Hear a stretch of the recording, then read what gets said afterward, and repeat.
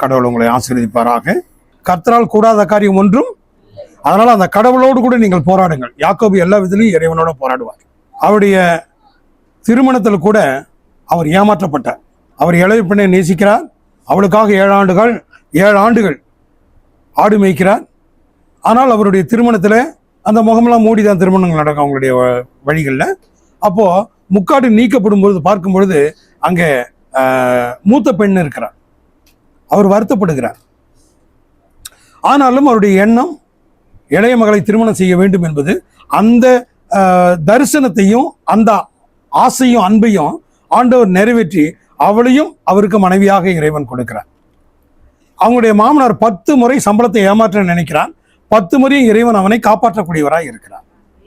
மாமனாராகட்டும் மாமியாராகட்டும் யாராகட்டும் ஒருவேளை மனிதராக இருந்து நம்மளை வஞ்சிக்கலாம், ஏமாற்றலாம், துரோகம் செய்யலாம், நமக்கு வேண்டாததை பொய்யான காரியங்களை சொல்லி பரப்பலாம். ஆனால் இறைவன் எல்லா சூழ்நிலையும் நமக்காகவே நிற்பார், நமக்காகவே வழக்காடுவார். அவராலே நமக்கு ஒரு பெரிய ஜெயம் இருக்கிறது. அந்த ஜெயத்தை மனிதர் ஒருபோதும் கொடுக்கவே முடியாது என்பதுதான் வேத வசனத்தினுடைய ஆதாரம். இதற்கு நாம் என்ன செய்ய வேண்டும் என்பதை நாம் இன்றைய பிரசங்கத்தில் நாம் பார்க்கலாம். கர்த்தராகிய இயேசு கிறிஸ்துவை விசுவாசிக்கிறவன், ரோமர்ல 10ஆம் அதிகாரம் 11வது வசனத்திலே வாசிக்கும் பொழுது, வானத்தையும் பூமியும் உண்டாக்கின ஒரே தேவன், என்னை அன்றி வேற தேவன் உண்டாயிருக்க வேண்டாம் என்று சொன்ன வார்த்தைக்கு இணங்க அந்த ஒரே தேவனை உங்களுடைய உள்ளத்தில் தெய்வமாக நீங்கள் வைத்திருப்பீர்களானால், அந்த ஒரே தேவனை நீங்கள் தெய்வமாக வைத்திருப்பீர்களானால், அவரை விசுவாசிக்கக்கூடிய ஆணோ பெண்ணோ யாரோ எனிகோ எந்த நபரோ, வாசிக்குமா, அவன் வெட்கப்படுவது இல்லை என்று அவரை விசுவாசிக்கிறவன் எவனோ. இந்த இடத்துல பாருங்க, அந்த எவனோங்கிற இடத்துல அவன் பிச்சைக்காரனா இருக்கலாம். நாம் ஆளை பார்த்து உருவத்தை பார்த்து அவங்களுடைய அந்தஸ்தை பார்த்து தான் மனிதருடைய பதில் இருக்கும். ஆனா இந்த இடத்துல பாருங்க, ஒரு குஷ்டரோகி அவன் கிட்டேயே போக மாட்டாங்க யாரும்.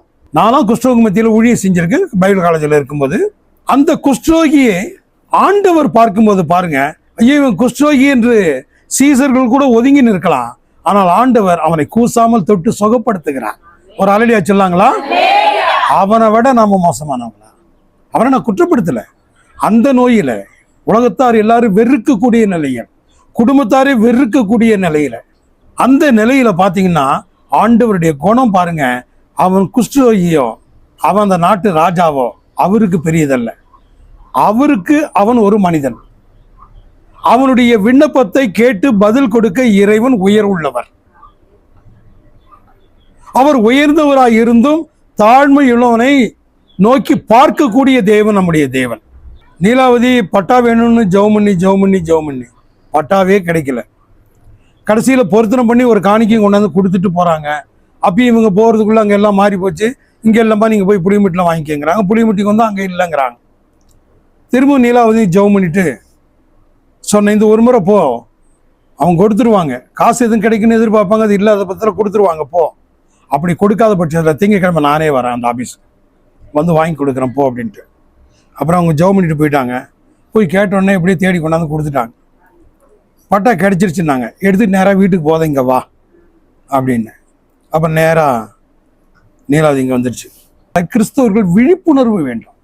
நாம் ஜெபிக்கிறோமோ காத்திருக்கிறது மட்டும் இல்லை, விழித்திருந்து ஜெபிக்க வேண்டும். ஆமென். அந்த ஜெபத்துக்கு பாருங்க ஒரு விழிப்பு, கருத்தாய். பயங்கிறது பலவீனங்கிறது எல்லாருக்குமே வரும். நீங்க பைபிள்லயே ரொம்ப தைரியமான தீர்க்கதரிசி ஒருத்தர் சொல்லுங்க பார்க்கலாம். ரொம்ப தைரியமான தீர்க்கதரிசி எப்பேற்பட்டவனையும் எதிர்ப்பார், ராஜாவே எதிர்ப்பார். அதெல்லாம் பார்த்தா எனக்கு தைரியம் வர்றது. எப்படியா இருந்தாலும் எதிர்ப்பு. உயிர் ஒரு முறை போகும், அது கிறிஸ்துக்காக போட்டும் எதிர்ப்பேன். சத்தியம்தான் முக்கியம், பயப்பட மாட்டேன். அவ்வளவு பெரிய சண்டைக்கார குடும்பத்துல நானும் வளர்ந்தவனுங்க. என்னைய தைரியப்படுத்தினதையே ரெபேக்காலும் அந்த எஸ்பியும் தான். வாயா தைரியமா வாயான். அப்ப இந்த இடத்துல நீங்க பாத்தீங்கன்னா அவ்வளவு பெரிய தைரியசாலி அவரே பயப்பட்டார். யாருன்னு சொல்லுங்க பார்க்கலாம். எலியா. யார் சொல்லுதுமா? எலியா. நான் சொல்லுவேன் வெளியில போகும்போது, எங்க விசுவாசிக்கு நிகரானாலும் எந்த சபையிலும் கிடையாது. ராஜா என் வார்த்தையின்றி யாராவது சொல்ல முடியுங்களா? கடவுள் பேரை சொல்லலாம். உடனே ஐயோ இவ்வளவு பெருமைக்காரன். அந்த பெருமை இறைவனுக்கு அவசியம். இறைவனுக்காக வந்த பெருமை அது. நான் வணங்காமுடின்னு சொல்றேன்னா எனக்காக இல்ல, இறைவன் என்னை அபிஷேகித்து வைத்திருக்கிறார் ஊழியத்துல. நீ பெரிய சுதந்திரவாளியா? நீ உன்னை வந்து நாங்க வணங்குவோமா? நீ ஆஃப்டரால் இந்த டேஸ்ல இருக்கிற உருவாகிற ஆளுங்க. நாங்க தேவனுடைய அபிஷேகம் பெற்றவங்க. நீ தம்பியா பிறந்திருக்கலாம். எங்க மூத்த சகோதரன் எனக்கு இருக்கிறார் பாருங்க, அவர் தான் இயேசு கிறிஸ்து. ஆமென். எங்களுக்குன்னு ஒரு மூத்த சகோதரன் இருக்காரு. மூத்த இனி எங்க அம்மா வயதுல ஒருத்தன் பிறந்து எனக்கு மூத்த சகோதரன் வர முடியாது. அதுக்கு முன்னாடி ஆண்டவர் எங்களுடைய மூத்த சகோதரன் எலியா. ராஜாட்ட சொல்றான், என் வார்த்தை அன்றி மழைய பனிய பெய்யாது, அவனை கொன்னே தீரணுங்கிறாங்க. ஆனா அவன் ஜெபம் பண்ணி அந்த ராஜாவை சந்திச்சு, நாளைக்கு வா, உன்னுடைய ஆட்களை கூட்டிட்டு வா, உன்னுடைய மந்திரவாதிகளை கூட்டிட்டு வா, ஒரு பலி செலுத்துவோம். நீங்க விறகுகளை அடுக்கி வானத்திலிருந்து நெருப்பை வர வச்சு வெட்டி அந்த பலி மிருகத்தை அந்த நெருப்பு தின்னுடுச்சுன்னா உன் சாமியை நான் கும்பிடுறேன். ஏன்னா எங்க ஆண்டவரை வர வச்சு நான் பட்சிக்கிறேன் அப்படிங்கிறான். அவன் ஏத்துக்கிறான். அவங்க மந்திரவாதி பார்க்கலாம், மோசைய காலத்துல எங்க மந்திரவாதிகள் பாம்பை வர வச்சவங்க தான். அவனுக்கு தெரியாதா அத்தனை பாம்பையும் மோசையை வர வச்ச பாம்பு தின்னுடுச்சுன்னு? எல்லாம் செய்ய முடியும், தோற்க வச்சிருவார் ஆண்டவர். உன்னுடைய முழங்கால் சரியாக இருந்தால் உன் தலையில் இருக்க முடியும் ஒருத்தரும் உதர பண்ண முடியாது, உன்னுடைய தரிசனத்தையும் யாராலையும் கெடுக்க முடியாது. அந்த உன்னுடைய முழங்கால் சரியாக இருப்பதற்கு உனக்கு வீடு கொடுத்திருக்கார், ஜெபம் பண்ண இடம் கொடுத்திருக்கார், ஜெபிக்கிற அறிவை கொடுத்திருக்கார். இதை விட வேற என்ன வேணுங்க? ஆகவே தேவனுடைய சன்னிதானத்தில் அவர் போய் ஜெபம் பண்றாரு. அவனுக்கு வந்து குதிக்கிறான், ஆடுறான், பாடுறான். ஏரியா உள்ள போறார். டேய், உங்க தெய்வம் மாமியார் வீட்டுக்கு போயிருப்பார், பொண்ணு கட்டின ஊருக்கு போயிருப்பார், இல்லை தூங்கிக்கிட்டு இருப்பார், இல்லை ஏதாவது விருந்துக்கு பிரயாணமா இருப்பார். நல்லா கத்தி கூப்பிடுங்க, அப்பதான் அவருக்கு இறங்கி வருவாரு. நம்ம ஆண்டவருக்கு அப்படி பொண்டாட்டி பிள்ளைகளாம் கிடையாது. அவர் உயிருள்ள ஆண்டவர், உலகத்தையே உண்டாக்கிய ஆண்டவர். சகலமும் அவர் மூலமாய் உருவாயிற்று. ஒன்ன நினைச்சு கொள்ளுங்க, இந்த கண்ணை மட்டும் நம்ம தலைக்கு பின்னால வச்சிருந்தா என்ன ஆயிருக்கும்? கண்ணா கண்ணு என்னையே தான் பார்க்கும். கண்ணா எங்க பார்த்து நடக்கிறது? பாதை தெரியாது. அப்போ நான் தான் கட்டி பிடிச்சி கூட்டிகிட்டு போகணும், வா இதான் பாதை, வீட்டுக்கு போகலான்னு. கண்ணை முன்னாடி வச்சிருக்கார், மூக்கை வச்சிருக்கார். இந்த பல்லு, இத்தனை பல்லு இல்லைன்னா கடிச்சு இழுக்க முடியுமா? நினைச்சு பாருங்க. இறைவனுடைய செயல், அவருடைய ஞானம், அவருடைய அறிவு, அவருடைய வல்லமை எவ்வளவு நிகர். பூமிக்கு அடியில் எங்க தோணினாலும் தண்ணி, ஆனா இந்த பூமி இந்த தண்ணி மேலதான் கிடக்குது, கப்பல் கிடக்கிற மாதிரி. இதுல தான் நம்ம வாழ்றோம். அதே மாதிரி இந்த பூமிக்கு மேலேயும் தண்ணி, அதை நிறுத்தி வச்சிருக்கார் பாருங்க.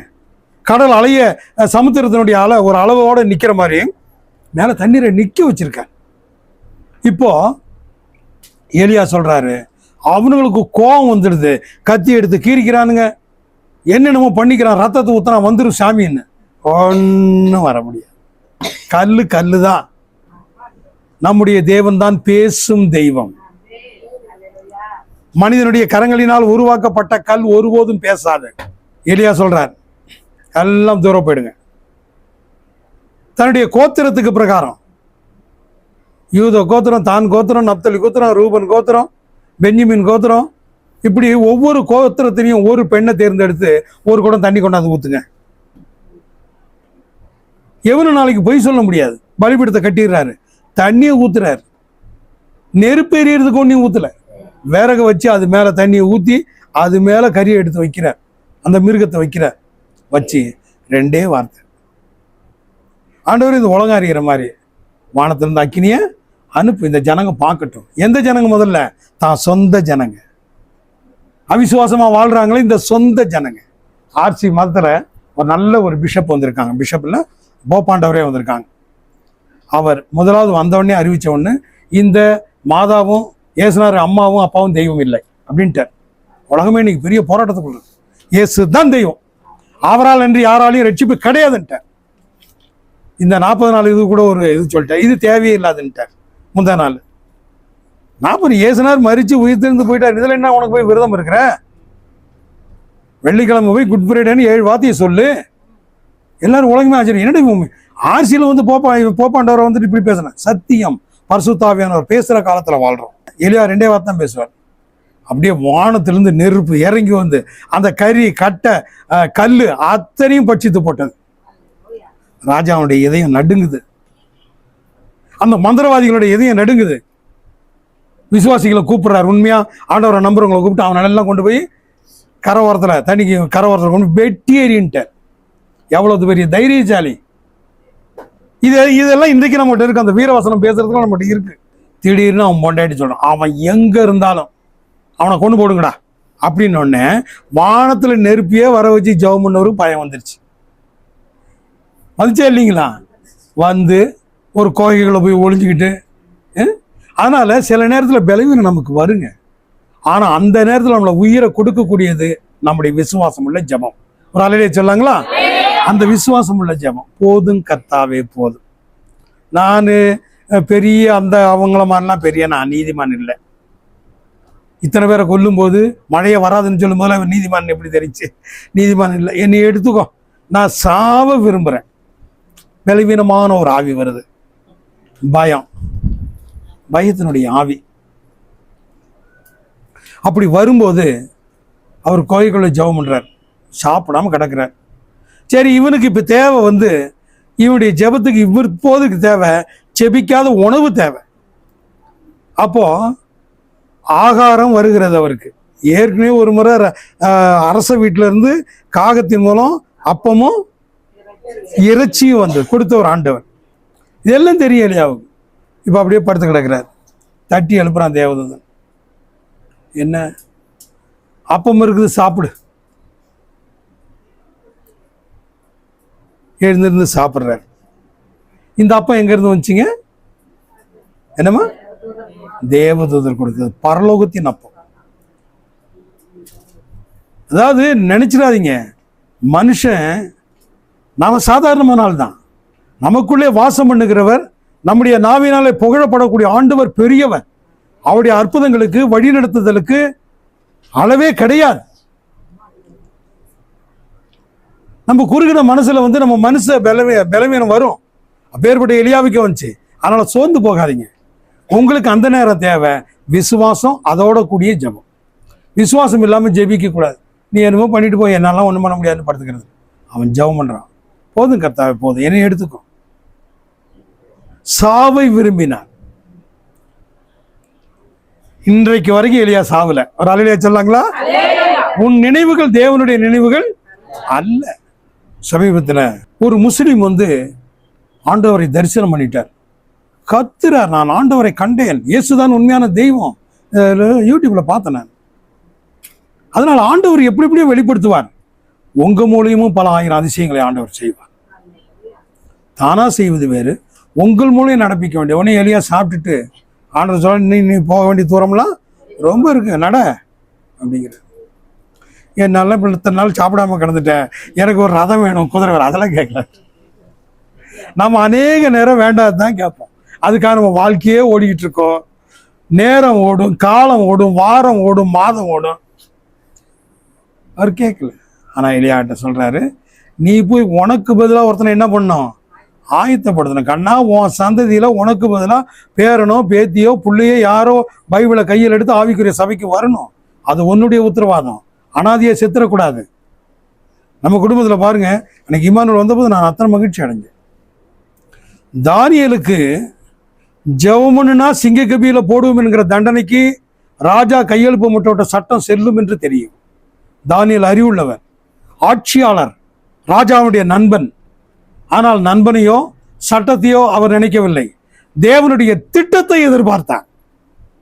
அது மரணமானாலும் சரி, ஜீவனானாலும் சரி, என் ஆண்டவரால் எனக்கு கிடைக்கட்டும் என்று பல கனிகள் திறக்க தேவாலயத்தை நோக்கி அவர் ஜெபிக்கக்கூடியவராக இருக்கிறார்.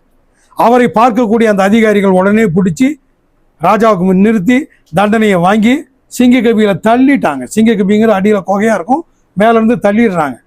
கீழே தள்ளுனதுல கால் முறியல, கையோடையில, தலை உடையில, எந்த சிங்கமும் வாயவே திறக்கல. அதற்கு பெயர் தான் விசுவாசம். நாம் எந்த வார்த்தையை நம்புகிறோமோ, யாரை நம்பி இருக்கிறோமோ அதற்கு தடையாக, அதற்கு எதிரான காரியம் வரும்போது மனிதர்கள் மீது குற்றப்படுத்தாதபடி தேவனுடைய திட்டத்திற்காக ஜெபிக்கிறவன் தான் விசுவாசி.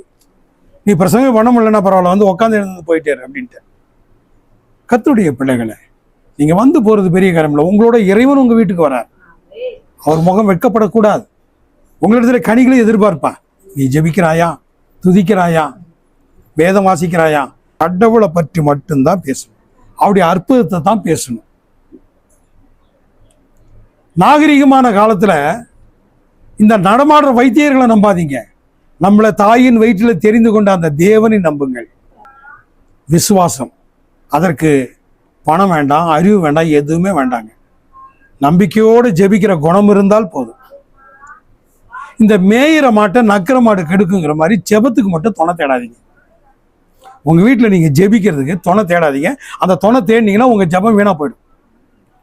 கதவு சாத்துங்க, தனிமையில போய் உட்காந்து ஜெபம் பண்ணுங்க. தனிமையில நீங்க யாரும் தேடாதீங்க. குடும்ப ஜெபம் வேறு, தனி ஜெபம் வேறு. எலியா தனி ஜெபம் பண்றாரு. போ, உன்னை உருவாக்கிட்டு வா அப்படிங்கிறாரு. அவர் போய் ஒரு பைபிள் காலேஜ் வச்சு அங்க அநேகருக்கு சொல்லிக் கொடுக்கும்போது எலிசா என்கிற ஒருவன் உருவாகிறார். பார்த்தீங்களா? இப்போ எத்தனை பேர் உருவாயிட்டீங்க நான் உயிரோட இருக்கும் போதே. அது நமக்கு பெரிய மகிழ்ச்சி.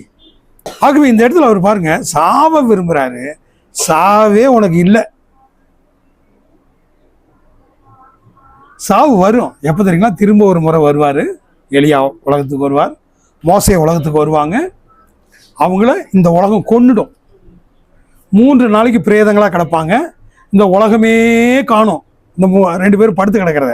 அதுக்காக தான் இவ்வளோ டிவி செல்லியும் உருவாக்கிட்டார் ஆண்டவர். அந்த காட்சியை பார்க்கணும். இருக்கிற உசுரோட இருக்கிறவங்க பார்க்கணும். வசனம் நிறைவேறுது பாருங்க. உலகமே காணுமா, உலகத்தில் எங்கே இருக்கிறோம்னா அது பார்ப்பானா. 3 நாள் கழிச்சு உயிர் தெரிந்து போயிடுவாங்க. இந்த இடத்துல ஒரு வார்த்தை சில பாஸ்டருங்க பேசுவாங்க.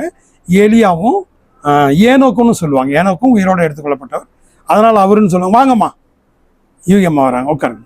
அப்போ ஏனோக்குன்னு சொல்லுவாங்க. ஏனோக்கு இல்லைங்கிறதை நீங்கள் அர்த்தம் தெரிஞ்சு வச்சுக்கோங்க.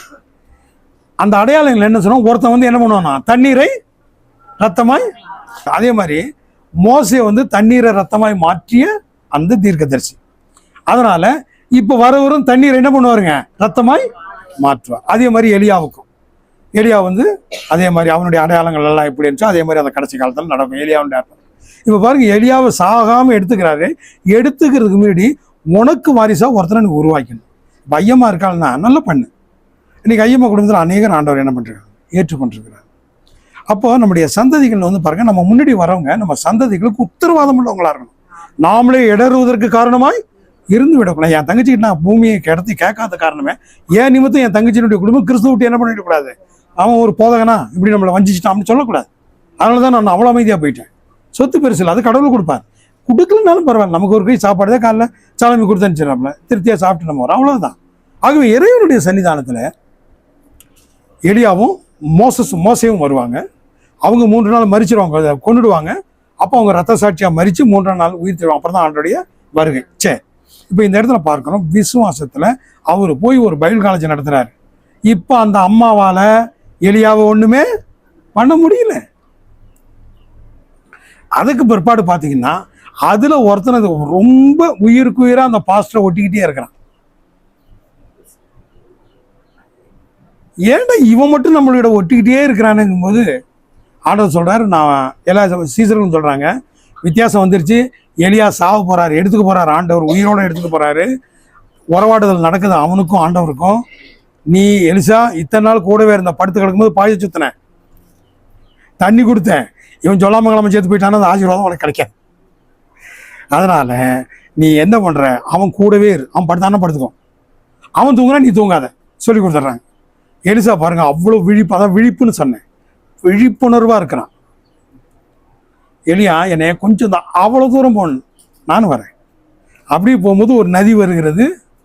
அப்போ உனக்கு என்னதாண்டா வேணும் அப்படின்னு கேட்கும்போது, உன்னுடைய வரம், நீ எப்படி செத்தவனை உயிரோடு இருப்புற, நீ எப்படி நெருப்பு வர வைக்கிற, நீ எப்படி தண்ணியை வர வைக்கிற, எப்படி மந்திரவாதியில் வெட்டி போட்ட, அந்த வரம் எனக்கு ரெட்டிப்பாய் வேணும். ஒரு அலையிலே சொல்லாங்களா? நாம இதை காசு பணத்தை தவிர எதங்க கேட்குறேன் ஆண்டவர்கிட்ட. எப்படி என் பிள்ளை டாக்டராக வரணும், போலீஸ், ஏன் பாஸ்டராக வந்தா என்ன? ஆகவே ஆண்டவருடைய சன்னிதானத்தில் பாருங்க, அவன் சொல்கிறான், நீ கேட்க கூடாததை கேட்டு விட்டாய்.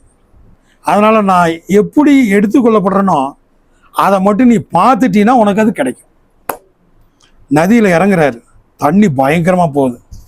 அந்த துணியை எடுத்து சால்வை எடுத்து தண்ணியில் நனைச்சி அதை அடிக்கிறார். அப்புறம் அது ரெண்டாக பிளந்துக்குது.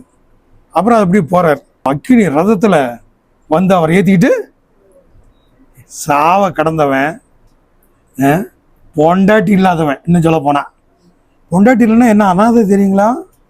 எப்பேற்பட்ட கொம்பனாக இருந்தாலும் மனைவி இல்லைன்னா அவன் மனுஷனே இல்லை. அவ்வளோ கஷ்டம் இருக்குன்னு சொல்ல வரேன். அதை பொண்டாட்டியும் வேண்டான்னு தியாகம் பண்ணி ஊழியம் செய்கிறவங்க பெரிய குருமார்கள். அது வேறு விஷயம். தியாகம் பண்ணி வாழ்றது, தான் குடும்பத்துக்காக, தான் அம்மாவுக்காக, அண்ணன் தம்பிகளுக்காக வாழ்றது, அது தியாக வாழ்க்கை.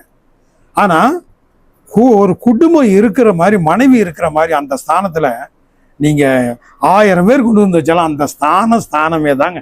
என் கண்ணா சரி தானே? ஆஸ்பத்திரியில் வந்து கண்ணா சொன்னாங்க ஒரு வார்த்தை, அந்த கண்கள் இந்த கண்களை மாத்திரமே பார்க்கிறது. எப்படி பார், அந்த ஆண்டை பாஸ்டரம்மா, இந்த ஆண்டை என் குழந்தையா ரீட்டா, 2 பேரும் மல்லுக்கட்ட மாட்டாங்களா? இந்த கண்ணு எங்கேயாவது பார்க்குதா? அது வந்து தெய்வத்தின் பாசம். கண்ணால் நானும் வந்தாரங்குடி இந்த ஊருக்கு ஒரே வீட்டுக்குள்ளே வாழ வந்துட்டோம், எப்படியோ வாழ்ந்துட்டோம். ஆகவே இறைவனுடைய சன்னிதானத்தில் அப்போ பாருங்க, நீ அதை கண்ணில் கண்டுட்டீன்னா உனக்கு அந்த வரம் வந்தாச்சுன்னொடனே அவன் அந்த ஊழியக்காரர் பாருங்க அந்த சால்வையை தூக்கி எரிஞ்சிடுறாரு. அதை ஓடி எடுத்துக்கிறான். திரும்பி வந்தால் தண்ணி, அந்த சால்வையை போட்டு முறுக்கி எலியாவின் தேவன் எங்கே இங்கேன்னு வழி விடுதுங்க. அதனால கடவுள் ஊழியக்காரனுக்கு நீங்கள் உண்மையாக இருக்கு. உங்களை நடத்துகிறவர்களுக்கு நீங்கள் கீழ்ப்படிந்து எதிர்த்து நிற்கக்கூடாது. அவர் அதை சால்வை எடுத்துகிட்டு வந்து அடிக்கிறாரு, இங்கே இருக்கிறேன்னு வழிவிடுது. அதனால் ஊழியக்காரர்கள் பயன்படுத்தின பைபிள் அது இது பொருட்கள் கூட உங்களுக்கு பெரிய ஆசீர்வாதத்தை கொடுக்கும். அதனால் நீங்கள் ஊழியர்களுக்கு உண்மையாக பாருங்கள். நம்ம கோயிலில் இந்த தசமபாகம் கொடுக்குறதுல ரொம்ப உண்மையாக இருக்கிறீங்க. அது எந்த கோயிலும் அப்படி கிடையாது. பெங்களூர் கோயிலில் சாட்சி சொன்னாங்களாம், ஏன் பேத்தி பாஸ்டர் சொன்னார், நீங்கள் வந்து பிறந்தநாள் எங்கேம்மா கொண்டாடுறீங்க, வீட்லையா சர்ச்சிலையாமா அப்படின்னு. என் பிறந்தநாள்னா எங்கள் கோயிலில் போய் கொண்டாட விட்டேன். இது உங்கள் கோயில், நம்பி வந்தாங்க. எங்கள் கோயில் விசுவாசிகள்லாம் எங்களுக்கு கிஃப்ட் கொடுப்பாங்க. இது ஒரு கோயிலாக, இது மூஞ்சி வீடு தெரியவாங்க அப்படின்ட்டாலாம். அவருக்கு பாஸ்டருக்கு என்ன மாதிரி ஆகி முடிஞ்சு சாமி கோயில் அப்படி சொல்லலாம். ஆனால் அவங்க விசுவாசிங்களா ஒருத்தர் பேச முடியாது. எங்கள் கோயில் வந்து பாருங்கள், எங்கள் தாத்தாவுக்கு அத்தனை அன்பாக பராமரிப்பாங்க. எங்களுக்கு நாங்கள் போனால் அத்தனை அன்பாக உபசரிப்பாங்க. எங்களுக்கு எத்தனை பாட்டிக்கு தெரியுங்களா அங்கே போனால் அப்படின்னு சொல்லி என்னை பெத்த பாட்டி அங்கே தான் இருக்கிறா, யூகின்னு பேராவ. எல்லாரும் என்னை சாகுறதுக்கு டாக்டர்கிட்ட கூட்டிகிட்டு போயிட்டாங்க. ஆனால் அவன் மட்டும்தான் உசுரை குழந்தை கொடுங்கன்னு சொல்லி பேசி கூட்டிகிட்டு இருந்தாலும் சொல்லி சாட்சி கொடுத்தாலாம். அது மாதிரி புறத்தியானுடைய வாய் நம்மளை புகழுங்க. நீங்கள் ஜெபிக்கிற ஜெபம் இன்றைக்கி சாதாரணமாக இருக்கலாம். அது சலமி ஜெபம் பண்ணிச்சோ, கண்ணா ஜெபம் பண்ணாங்களா, ரீட்டா பண்ணாங்களா, இல்லை சம்மந்தி பண்ணாங்களா, காரியத்தை கர்த்தர் வாய்க்க செய்வார். புரியுதுங்களா? காரியத்தை வாய்க்க செய்வது கடவுள். இன்னைக்கு அவ்வளோ பெரிய கடையில் குணசேகரம் முதலாளியாக உட்காந்து நான் கோர்ட்டுக்கு போகும்போது பார்த்துட்டு தான் போனேன். 2 மணி நேரம் டைம் இல்லை எங்களுக்கு. அந்த டைமிங்கு தான் கரெக்டாக போவோம். கரெக்டாக போனோன்னே முடிச்சு வந்துடுவோம்.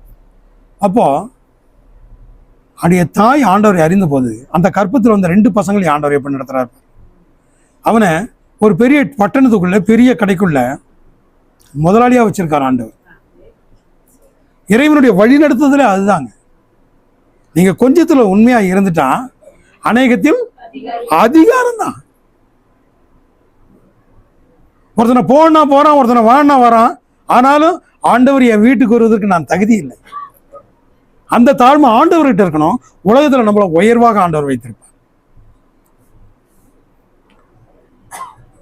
விமானத்தில் வரோம், என் பையன் அங்கே பார்ப்பான் இங்கே பார்ப்பான்னு சொல்லணும்னு ஆசையாக எனக்கு அத்தனை 1000 கோடி டிக்கெட் எடுத்திருக்கான். அவன் ஆசையில் மண்ணை போடுற மாதிரி நான் கண்ணை மூடி உட்காந்து ஜெபம் பண்ணுறேன். ஜெபம் முடிக்கும் போது கோயம்புத்தூர் வந்துச்சு. அவன் பார்க்க பேசவே மாட்டேன், பேசுகிற வெடிப்பா, ஏன் பேசுங்க. வீட்டில் ஜெபம் பண்ணுறேன், காட்டில் ஜெபம் பண்ணுறேன், சோத்திரம் சொல்கிறேன் மணிக்கணக்கில். அந்த கொஞ்ச நேரம் அதை பார்த்தேன். என்ன நீ இங்கேருந்து பார்க்குற தூரத்தை கூட்டிகிட்டு போட்டான், பாம்பே டெல்லி. அப்போ பேசிட்டோம்ல. அதனால இந்த உலகம் பெரிய சதமே இல்லைங்க. இறைவனுக்குள் ஒரு நாள், ஒரு நிமிடம் வாழ்வது நமக்கு போதுமானது, அது நிறைவானது. 6 நாள் வேலை செஞ்சு 1 நாள் ஆண்டவருக்குள்ள கோயிலுக்கு வரவனுக்கு அப்படி ஆசீர்வதி பண்ணா 2 நாள் வரவங்களுக்கு ரெட்டிப்பான பலனை என்ன பண்ணுவாருங்க, ஆண்டவர் கொடுப்பார், நிறைவே நடத்துவார். அதனால் கடவுள் உங்களை நடத்துவார். நீங்கள் ஒவ்வொருத்தர் விசுவாசிகளையும் நீங்கள் மனசில் வச்சு ஜெபம் பண்ணணும். ஐயா ஐயா ஐயாவுக்கே ஜெபம் பண்ணுறதில்ல, புரியுதுங்களா? நான் ஆரம்பித்தேன்னா எங்கள் சகோதர சகோதரிகளுக்காக ஜெபம் பண்ணுவேன். அவங்களுடைய வாரிசுகள் ஒவ்வொருத்தரும் ஊழியராக வரணும்னு. அடுத்து வந்து அம்மாவுக்கு, வயலட்டுக்கு, இமானுவேல், சாம்லின், மார்டின், கெச்சா, ரம்யா, மெல்கி, மெசியாவுக்காக ஜெபம் பண்ணுவேன். அடுத்து பார்த்தீங்கன்னா யூஇ, ராஜனுடைய மனைவி, பிள்ளைகள், அவன் மாமியாரை சார்ந்த மக்கள் அப்படின்னு ஜெபம் பண்ணுவோம். அடுத்து வடிவேலுக்காக, சென்றாயனுக்காக ஜெபம் பண்ணுவோம். அடுத்து நம்ம தங்கத்துக்கு ஜெபம் பண்ணுவோம், கண்ணாவுக்காக, ரீட்டாவுக்காக, ஆரக்சாமிக்காக, ஜோயிலுக்காக, ஜெனிபருக்காக ஜெபம் பண்ணுவோம். அடுத்து தானியல், சென்னி, எப்சிவா, சிவகாமி, மெர்லின், ரோதை, அவள் கோயிலுக்கே வரலனாலும் ரோதைக்காக ஜெபம் பண்ணுவோம். அப்புறம் ஆடிட்டர் குடும்பம், அருண் குடும்பம், செந்தில், சத்யா, சந்திரா குடும்பத்துக்காக ஜெபம் பண்ணுவோம். அடுத்து பார்த்தீங்கன்னா கிறிஸ்ராஜ், ஆரோன், மகேசம்மா, செல்வி, சரஸ்வதி, கோபால், வர்த்தினி, சவுடேஸ்வரி, மலர், அந்த குடும்பத்துக்காக ஜெபம் பண்ணுவோம். மலருடைய காரியங்கள், கோபாலுடைய திருமணம், அதுக்காக ஜெபம் பண்ணுவோம். அடுத்து பார்த்தீங்கன்னா மோட்டர்பாளையத்தில் அந்த அம்மா குடும்பம், முருகம்மாளுக்காக ஜெபம் பண்ணுவோம், வேமாண்டம்பாளையம். அடுத்து பார்த்தீங்கன்னாக்கா சகுந்தலா, சத்யா, அந்த புளிமுட்டில் இருக்க எல்லாத்துக்கும் ஜெபம் பண்ணி, அதில் மோட்டர்பாளையம் வேலனுக்காக ஜெபம் பண்ணுவோம்.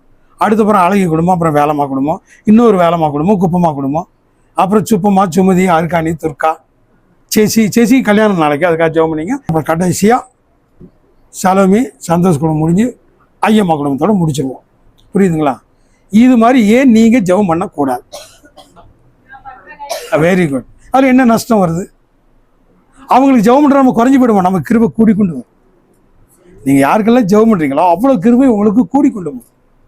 எங்கள் பெரிய சமிதி சொன்ன மாதிரி வானத்தை எட்டி பாருங்கள், அங்கே உங்கள் பேரில் நிறைய ஸ்டார் தொங்கிக்கிட்டு இருக்கும். ரீட்டாலாம் ஸ்டார் இல்லைன்னா அப்படி வரக்கூடாது. அந்த இம்முங்கிற பிசாத்து உரம் வரக்கூடாது. ஆமேன், அல்லேலூயா, சோத்திரம் அப்படிங்கிறது தான் வரணும். அங்கே ஸ்டார் தொங்கிடும். நான் பார்த்தா, ஓ இது ரீட்டா ஸ்டார், இது கண்டா star, number 11 star, number 12 star, அப்படி வரணும் ஸ்டார். தெரியுதா க்ளோரி? உன்னை பார்த்து நீ பண்ணுற ஜெபம் சோத்திரங்களுக்கு ஸ்டார் வரணும். உன் கண்ணுக்கு நிச்சயமாக தெரியும். நீ காலையில் எழுந்திருந்து பாரு, சூரியன் எப்படி தெரியுதோ உனக்குள்ளே இருக்கிற கிருபை அந்த ஸ்டாரை நீ பார்க்க முடியும். அவ்வளோ மகிழ்ச்சி உன் முகத்தில் உதிச்சிடும். புரியுதாம்மா சாரா? இதுதான் உண்மை. புரியுதா பண்ணா பேத்தி?